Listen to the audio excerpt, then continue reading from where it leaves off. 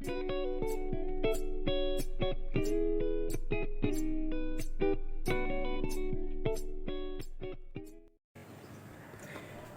বন্ধুরা, সকলকে বিজয়ের প্রীতি শুভেচ্ছা এবং আন্তরিক অভিনন্দন।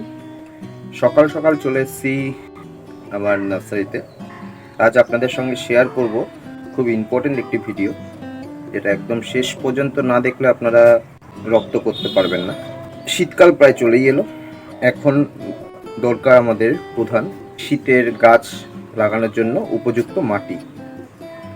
তো এই উপযুক্ত মাটি আমরা কিভাবে বানাবো, শীতকালে গাছের জন্য যে উপযুক্ত মাটি তা আজকে আমরা বানানো শিখব। শীতকালে মাটি দুরকমভাবে তৈরি করা যায়, প্রতি গাছ অনুযায়ী আলাদা আলাদা করে মাটি তৈরি করা যায়, যেটা 1 মাস ধরে আপনাকে স্টোর করে রাখতে হয় সার দিয়ে। কিন্তু অনেকেরই এই প্রত্যেকটা গাছের জন্য আলাদা আলাদা করে মাটি তৈরি করার সময় থাকে না। তো সেই কারণে এমন একটা মাটি তৈরি করার কথা আমরা বলবো, যে মাটিতে আপনাদের সব শীতকালীন গাছই আপনাদের খুব সুন্দরভাবে গ্রো করবে। তাহলে আসুন কথা না বাড়িয়ে দেখে নেওয়া যাক কীভাবে এই শীতকালীন গাছের মাটি আমরা তৈরি করব। কিন্তু তার আগে এই ভিডিওটি সবার কাছে যাতে পৌঁছে যায়, এর জন্য আপনারা এই ভিডিওটি শেয়ার করবেন, ভিডিওটি ভালো লাগলে লাইক করবেন, আর কোনো প্রশ্ন থাকলে কমেন্ট করবেন। আর নিচে থাকা বেল আইকনটি টিপে নোটিফিকেশান অন করে রাখবেন, যাতে আমাদের ভিডিও এলে প্রথমেই আপনারা ভিডিও নোটিফিকেশনটি পেয়ে যান এবং দেখতে পারেন। চলুন আসি আমাদের মাটি তৈরি করার। প্রথমেই আমাদের হাতের কাছে যে গার্ডেন সয়েল আছে, সেই গার্ডেন সয়েল আমাদের ভালো করে একটা ইট দিয়ে বা বাঁশ দিয়ে গুঁড়ো করে নিতে হবে। এরকমভাবে গুঁড়ো করে নিতে হবে যথাসম্ভব। তারপরে এই মাটিটি আমরা একটা চালুনির মাধ্যমে চেলে নেব।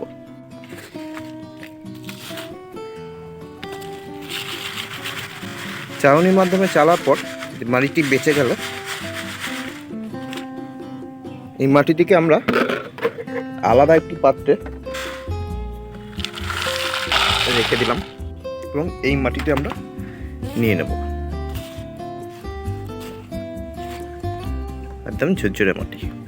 এবার এই চালা মাটির 1 ভাগ আমরা নিলাম 1 ভাগ।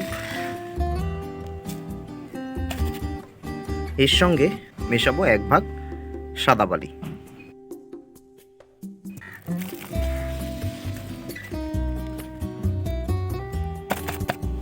এবার এর সঙ্গে মেশাবো 1 ভাগ ভার্মি কম্পোস্ট বা গোবর সার বা পাতা পচা সার।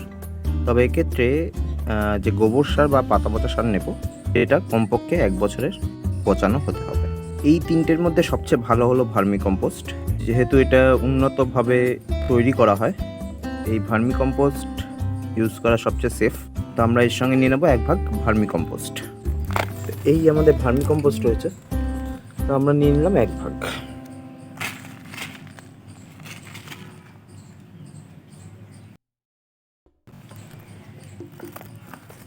এই তিনটে হলো মেইন। এরপরে আমরা এর সঙ্গে 1 চামচের মতো নিমখোল মেশাবো। 1 চামচের মতো নিমখোল আমরা 10 ইঞ্চি টব, 8 থেকে 10 ইঞ্চি টবের জন্য 1 চামচের মতো নিমখোল মেশাবো, 1 চা চামচ। এবার এর সঙ্গে আমরা মেশাবো এটি ফাঙ্গিসাইড। আমি রিকমেন্ড করব 2টি ফাঙ্গিসাইডের কথা। ট্রাইকোডার্মা ভিরিডি, অনেকেই হয়তো নাম শুনেছেন। এটি একটি বায়ো ফাঙ্গিসাইড। এই বায়ো ফাঙ্গিসাইডটি ইউজ করলে পরবর্তীকালে মাটিতে যে বাজে ফাঙ্গাসগুলো আছে সেইগুলো তৈরি হবে না, এবং আপনাকে বারবার ফাঙ্গিসাইড ইউজ করতে হবে না মাটিতে। অথবা আপনারা ইউজ করতে পারেন এটি প্যান্থার পিএফ সিউডোমোনাস। এটি একাধারে একটি ভালো ফাঙ্গাস তৈরি করবে এবং ভালো ব্যাকটেরিয়া তৈরি করবে, যাতে বাজে ব্যাকটেরিয়া বাজে ফাঙ্গাস মাটির মধ্যে তৈরি না হয়। এইগুলো আপনারা আমার কাছে পেয়ে যাবেন। এগুলো যে কোনো অনলাইন শপ বা যে কোনো বড়ো নার্সারিতেও পেয়ে যাবেন। এইগুলো আপনারা 10 ইঞ্চি টবের জন্য 1 চামচ মিশিয়ে দিতে পারেন। যদি এগুলো আপনার হাতের কাছে এই মুহূর্তে না থাকে তাহলে আপনাকে ফাঙ্গিসাইড মিশিয়ে নিতে হবে, যে কোনো একটি ফাঙ্গিসাইড। এটা খুব নামকরা ফাঙ্গিসাইড। এই ফাঙ্গিসাইড আপনারা 1 চা চামচ মিশিয়ে নেবেন, তাহলে আপনার মাটিতে আর ফাঙ্গাস জাতীয় কোনো রোগ হবে না। তবে এই ফাঙ্গিসাইড ইউজ করলে আপনাকে 10 থেকে 15 দিনে একবার করে ফাঙ্গিসাইড ইউজ করতে হবে। তো এইটা আমাদের হয়ে গেল। এর সঙ্গে আপনারা 2 থেকে 3 চামচ ডিমের খোসা মিশিয়ে নিতে পারেন, এবং এর সাথে 1 চামচ বা 2 চামচের মতো আপনারা কাঠের ছাইও মিশিয়ে নিতে পারেন। তো এগুলো ভালো করে মিশিয়ে নেওয়া যাক।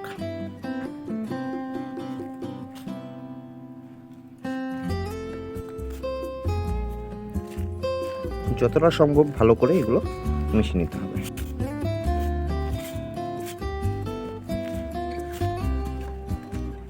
কিছু কথা বলেই যে আপনার মাটি আপনাকে বুঝতে হবে।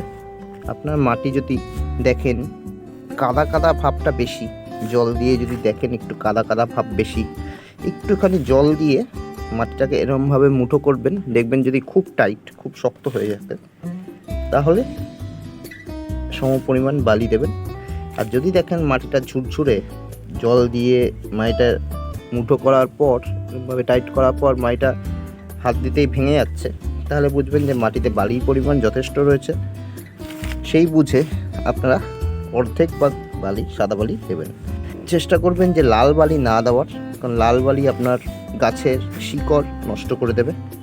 লাল বালির মধ্যে কাচের পরিমাণ থাকে, তো সেই কাচ আপনার গাছের নরম শিকড়গুলো কেটে দিয়ে বিভিন্ন ফাঙ্গাসে আক্রমণ ঘটায় গাছে। তো আমাদের মাটি মিশে গেল, যতটা সম্ভব ভালো করে মাটিটা মিশিয়ে নেবেন।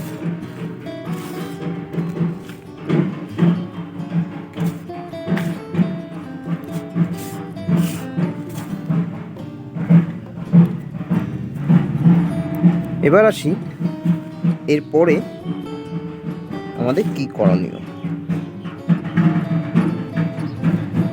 খুব সুন্দর ঢাক বাজছে, চারিদিকে একটা পুজো পুজো ভাব, পুজো শেষ হয়ে গেছে। এরপরে লক্ষ্মী পুজো, কালী পুজো, আমাদের বাঙালির পুজোর শেষ নেই। আর এই সকালবেলা ভোরবেলা উঠে গাছের কাজ করতে করতে পাখির আওয়াজ সঙ্গে ঢাকের আওয়াজ এক স্বর্গীয় অনুভূতি সৃষ্টি করে।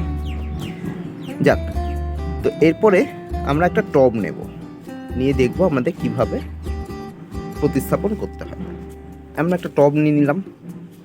অবভিয়াসলি এরকম টব নেবেন না, আপনারা মাটির টব নেবেন, এবং 8 থেকে 10 ইঞ্চি, 6 ইঞ্চি, 8 থেকে 6, 8, 10 এই টবগুলো নেবেন শীতকালে গাছ করার জন্য। একটু বড় গাছের ক্ষেত্রে 10 ইঞ্চি, মাঝারি গাছের ক্ষেত্রে 8 ইঞ্চি, এবং ছোটো ছোটো যে গাছগুলো হয় তাদের ক্ষেত্রে 6 ইঞ্চি টব যথেষ্ট। সবসময় চেষ্টা করবেন মাটির টব নেওয়ার বা গ্রো ব্যাগে করার। গ্রো ব্যাগে করলে ড্রেনেজ সিস্টেম নিয়ে চিন্তা করার দরকার নেই, সরাসরি এই মাটি আপনারা গ্রো ব্যাগে দিয়ে দেবেন। আর আপনারা যদি মাটির টবে করেন, তো মাটির টবে করার সময় আপনাদের নিচে যে গর্ত থাকে ওই গর্ততেই একটি ভাঙা টবের খোলামকুচি দিয়ে আপনারা বুঝিয়ে দেবেন। এরকম খোলামকুচি দিয়ে আপনারা গর্তগুলো বুঝিয়ে দেবেন।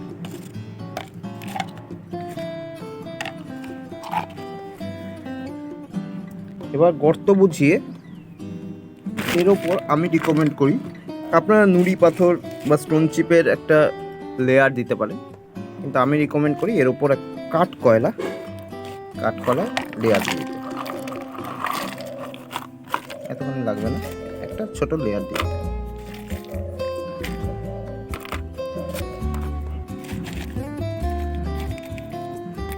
এর ওপর আপনারা হলুদ বাড়ির লেয়ার দিয়ে দিতে পারেন। ঠিক আছে, হলুদ বাড়ির লেয়ার দিয়ে তার উপর আপনারা মাটিটা এর মধ্যে দিয়ে দেবেন।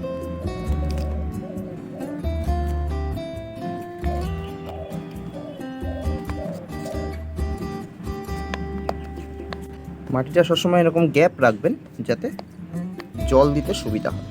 নাহলে মাটিতে জল দিলে জলটা বেশি যাবে না, থাকবে না এবং মাটি শুদ্ধ বেরিয়ে যাবে ওভারফ্লো করে। এইভাবে আপনারা শীতকালে মাটি তৈরি করুন। আর সারের ব্যাপারটা বলি, এই মাটিতে গাছ লাগাবার 3-4 দিন পরে যখন গাছটা ভালো করে বসে যাবে মাটির মধ্যে, প্রথমে তো গাছটা লাগিয়ে আপনি 2 দিন সেরে রাখবেন, তারপরে আস্তে আস্তে রোদ খাওয়াবেন, সকালে রোদ খাওয়াবেন, তারপরে ফুল সানলাইটে রেখে দেবেন এবং 4 থেকে 5 দিন পরে আপনি এই গাছে তরল সার প্রয়োগ করবেন। তরল সার কি? আপনি সর্ষের খোল নেবেন, 250 গ্রাম সর্ষের খোল নিয়ে 1 লিটার জলে 7 দিন ধরে আপনি পচাবেন। একটা পাত্রের মধ্যে, সবচেয়ে ভালো মাটির কোনো পাত্র, মাটির কুজো টাইপের যেগুলো হয়, সেই পাত্রের মধ্যে নিয়ে আপনি 7 দিন ধরে পচাবেন কোনো একটি ছায়া জায়গায় রেখে, এবং প্রতিদিন একবার করে ক্লকওয়াইজ, একবার করে অ্যান্টি ক্লকওয়াইজ, 2 বার একটা কাঠি বা লাঠি দিয়ে আপনি নাড়িয়ে দেবেন ওই মিশ্রণটাকে। 8ম দিনে, 7 দিন হয়ে গেল, 8ম দিনে আপনি ওর সঙ্গে 1.5 চামচ ডিএপি মেশাবেন, 1.5 চা চামচ। এই 1.5 চামচ ডিএপি মেশানোর পরে আরেকদিন রাখবেন ওই মিশ্রণটিকে, তারপরে 9ম দিনে ওই পুরোটা ছেঁকে নেবেন।